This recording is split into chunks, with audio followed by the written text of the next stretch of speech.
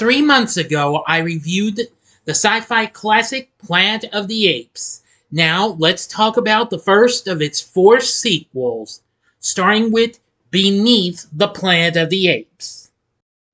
Big D's Entertainment Rankings and Reviews.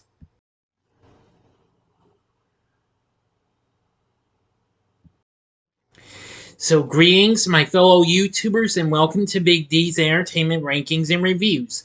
My name is Dual, better known to as the Big D, and this time around I bring to you a review of the 1970s sci-fi flick Beneath the Planet of the Apes, released by Fox, directed by Ted Post, from a screenplay by Paul Dinn, based on a story by Dinn and Mort Abrahams. The film is the first of four sequels to the original Planet of the Apes and second installment of the original series. The film stars James Franciscus, plus returning roles from Kim Hunter, Maurice, and Linda Harrison, and features a supporting role by original star Charlton Heston. In the film, another spacecraft arrives on the planet ruled by apes, carrying an astronaut who searches for Taylor, the main character from the last film.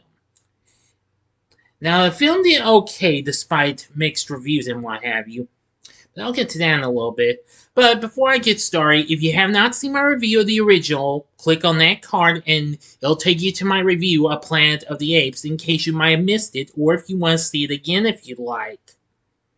Because I know that review did pretty well, as a matter of fact. Anyway, I'm giving you a few minutes before I get started.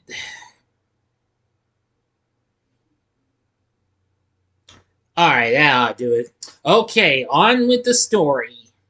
Following the events of its predecessor, time-displaced astronaut Taylor and the mute Nova travel through the desert of the Forbidden Zone in search of a new life far away from Ape City. Without warning, fire shoots up from the ground and deep chasms open. Confused by this, Taylor investigates a cliff wall and disappears through it before Nova's eyes. Unable to reach him, Nova is left alone. After being sent to search for Taylor and his crew, a second spaceship crash lands on the Forbidden Zone. Brent, the only survivor, notes he is in the year 3955, but assumes he has traveled to another planet. After burying his skipper, he encounters Nova and notices she is wearing Taylor's dog tags. Hoping Taylor is still alive, he rides with her to Ape City and is shocked to discover the simian civilization. The gorilla General Ursus leads a rally for the apes to conquer the Forbidden Zone and use it as a potential food source, against the objections of the orangutan Dr. Zaius. Brent is wounded by a gorilla soldier and taken by Nova to the home of the chimpanzees Cornelius and Zira, who treat his wound and tell him of their time with Taylor. Attempting to flee the city, Brent and Nova are captured by gorillas. Ursus orders they be used for target practice, but Zira helps them escape. They hide in a cave that turns out to be the ruins of the Queensboro Plaza station of the New York City subway. Brent realizes he is in Earth's post-apocalyptic future. After following a humming sound deeper into the tunnels, Brent becomes agitated and erratic and attempts to kill Nova, quickly stopping and backing away to another room. Entering the remains of St. Patrick's Cathedral, he finds a population of telepathic humans who worship an ancient nuclear bomb. Brent and Nova are captured and interrogated by the telepaths. They turn out to be descendants of the human survivors of a nuclear holocaust. They mutated over generations and claim to be a peaceful society, despite using mind control and illusion on their enemies. The mutants force Brent into revealing the apes' march on the Forbidden Zone. Their attempts to repel the invaders with illusions of fire and other horrors ultimately fail, as Zaius sees through them. With the apes closing in, the telepaths plan to detonate their divine bomb as a last resort, holding a religious ritual. During the ritual, the telepaths remove their human masks to reveal grotesque disfigurements of white skin, scarring, and vascular varicose disease. Brent is separated from Nova and taken to a cell where he finds Taylor. One mutant, explaining that they cannot let them leave the city alive, uses his telepathic powers to force Brent and Taylor to fight each other. Nova escapes her guard and runs to the cell and screaming her first word, Taylor! This breaks the mutant's concentration, freeing the astronauts from his long enough for them to kill the mutant. Taylor recognizes the bomb's insignia, A and the Omega sign, as a doomsday bomb, which has a cobalt casing capable of destroying the entire planet. Now for the ending. As always, you know the procedure. You have 5 seconds to stop this video. Go to the description box below. Fast forward to the time below. If you've seen the movie already, please continue. Okay, you've been warned. The apes invade the subterranean city, making their way to the cathedral. Many of the mutants are either captured, killed, or died by suicide. After Nova is killed by a gorilla in the midst of the chaos, Taylor and Brent reach the cathedral as Mendez, the telepathic leader, is shot dead after raising the bomb into activation position. The humans attempt to stop Ursus from accidentally setting off the weapon, but Taylor is shot in the chest as his pleas to Zaius fall on deaf ears. Zaius refuses to listen and decries humanity's voice.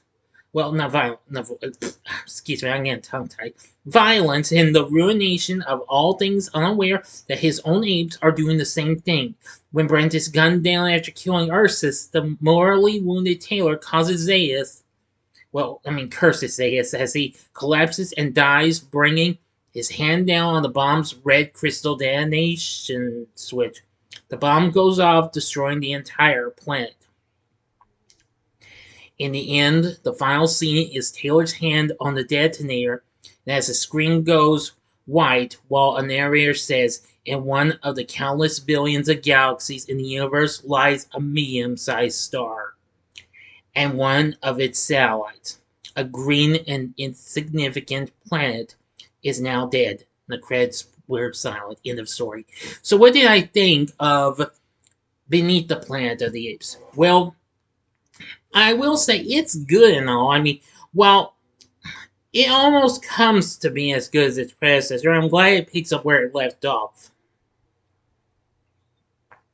But overall, the film did alright, as it was released on May 26, 1970.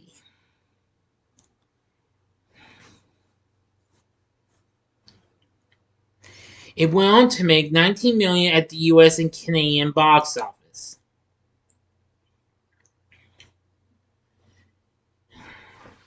Now, the reviews were mixed and what have you. The New York Times said that this was proof in living color that Heston is vulnerable and that a sequel to striking science fiction can be pretty juvenile. Variety panned this film as hokey and slapdash, adding the dialogue, acting, and direction are substandard.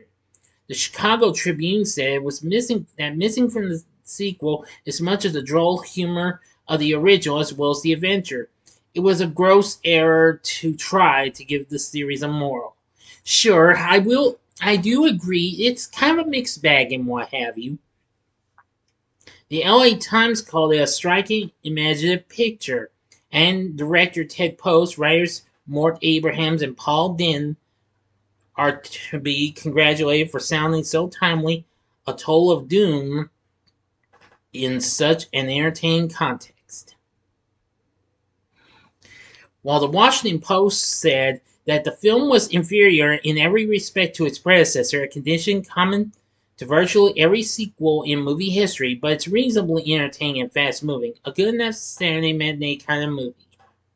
The film's unfortunately way low on Rotten at 38% on Rotten Tomatoes.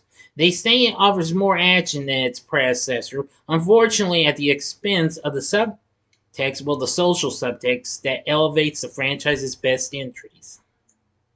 True. But overall, Beneath the Planet of the Apes, again, it was a mixed bag, so I'm saying it was kind of between okay good and good good.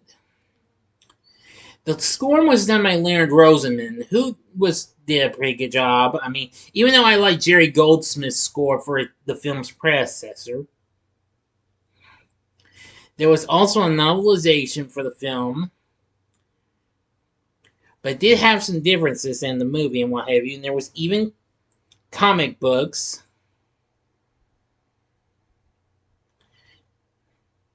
and other things. Now, as for our cast, we have James Franciscus playing the role of Brent, who I thought did an exceptionally good job.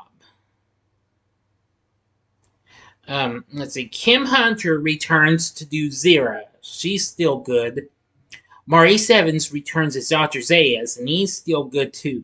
Linda Harrison returns as Nova. Good as well.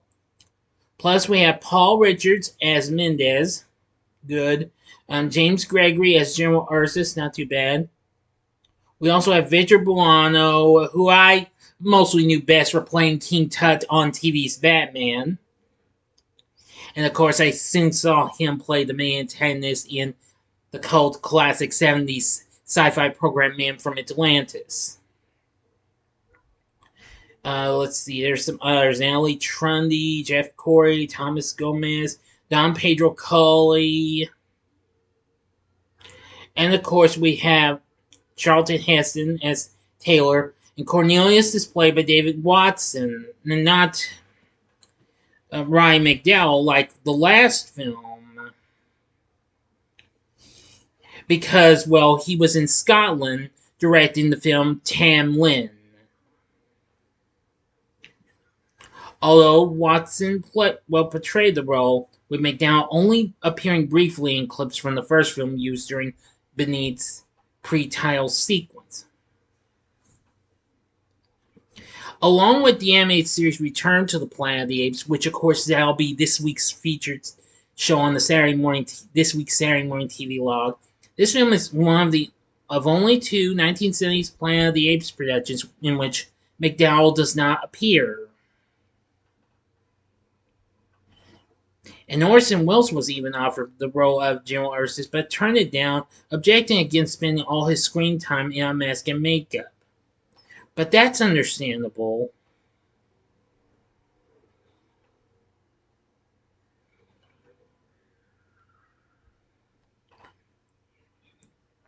And they also wanted, they also wanted Franklin J. Schaffner to return to direct, but he declined due to a commitment on Patton, which Fox also released the same year. And Ted Post was well known for directing television series and films as well, so he decided to do it. And so he did a pretty decent job. But overall, that's Beneath the Planet of the Apes. It's not that bad of a movie. It is a mixed bag, but it's still fair and reasonable and all. But would I recommend it? I'd say maybe give it a one-time watch. And only a one-time watch if you want to continue this series. And also if you're a hardcore completionist. If you like it, then continue to enjoy it as much as you want to. But if not, then don't bother with it again after you watch it. But anyway, so like I said, the cast was pretty good. The story was fine and what have you, and the score wasn't too bad. Direction was fine and what have you. So that's what I can say. So what did you think of Beneath the Planet of the Apes? Let me know in the comment section below. If you like this video, click the like button, subscribe, and be a part of the Big D Nation. Join me next time when I bring to you a review of the third installment, Escape from the Planet of the Apes. So if you like this, consider checking out my reviews for these other films. In the upper left-hand corner is my review of a film James Franciscus later did, and that was the underrated cult classic disaster film When Time Ran Out from 1980.